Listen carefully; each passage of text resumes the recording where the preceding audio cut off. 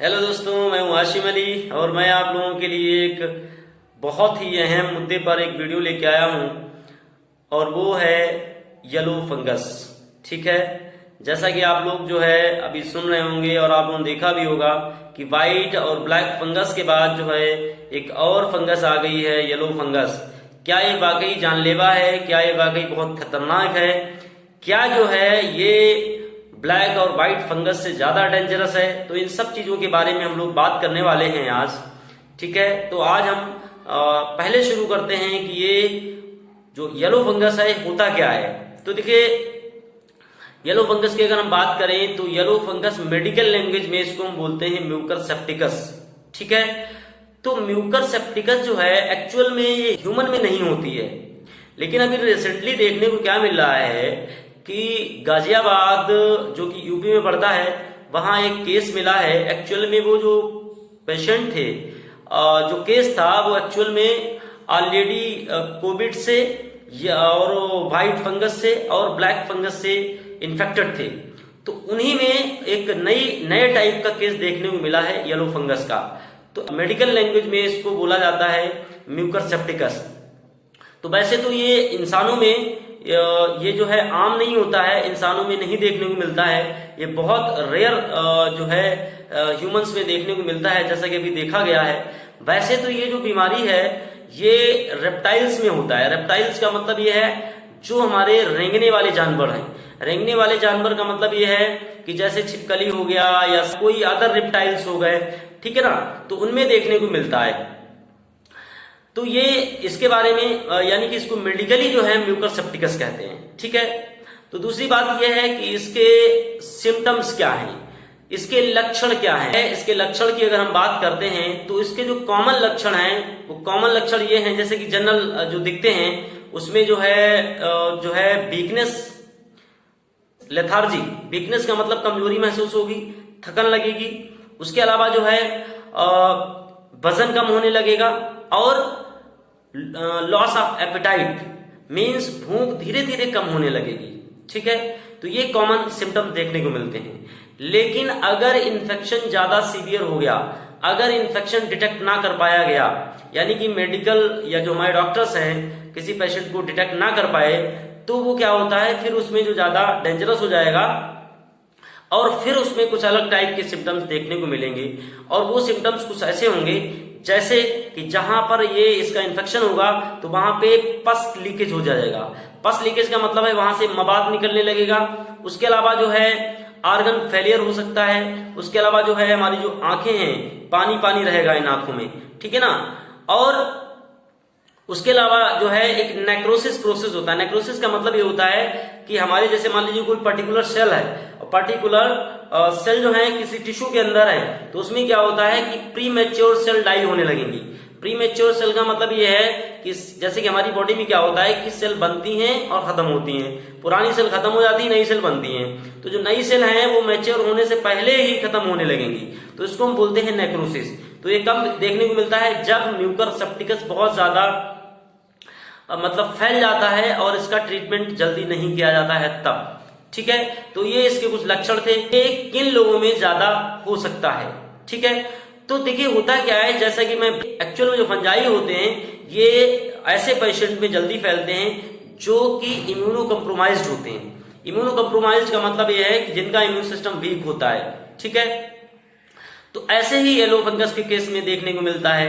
तो yellow fungus में भी यही चीज देखने को मिलेगा, जो इम्यूनो कम्प्रोमाइज्ड हैं, यानी कि जिनका इम्यून सिस्टम वीक है, तो उनमें ये फंगस आसानी से ग्रो कर जाता है।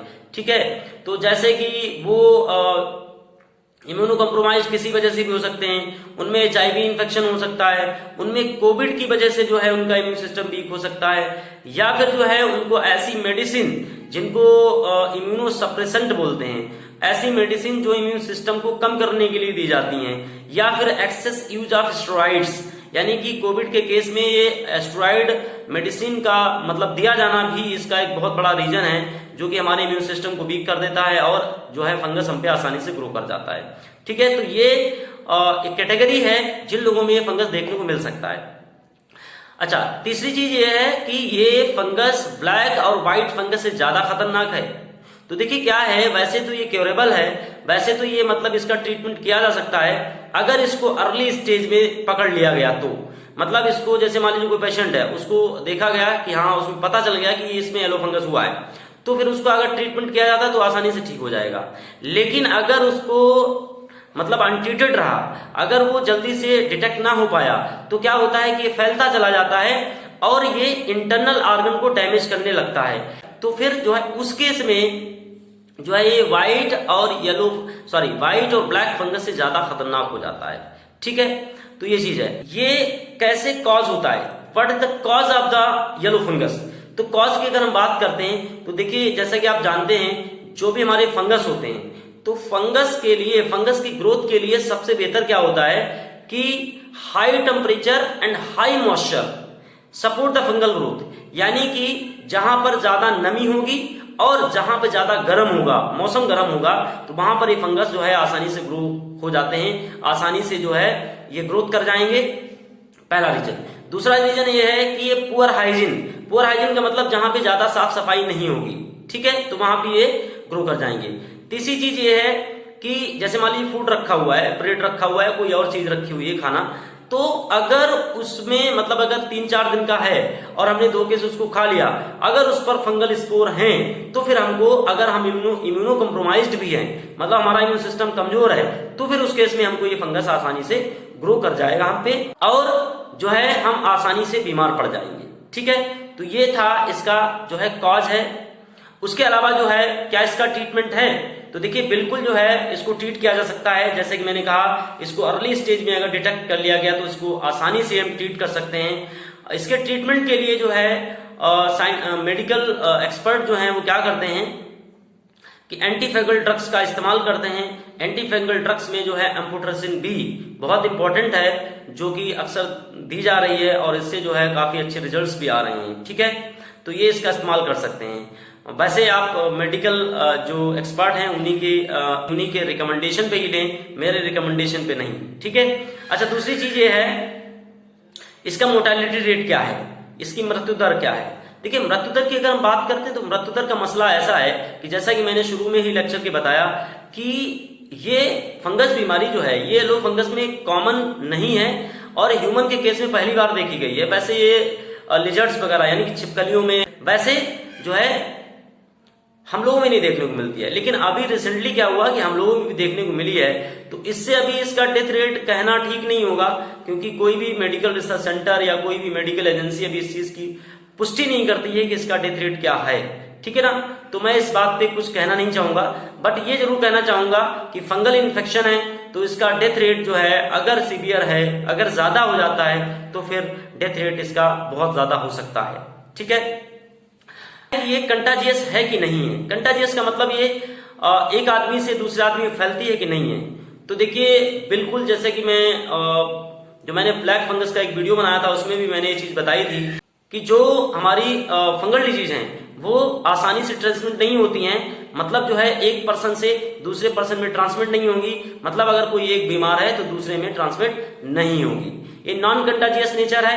ठीक है, तो इससे जो है आराम से बचा जा सकता है। कैसे?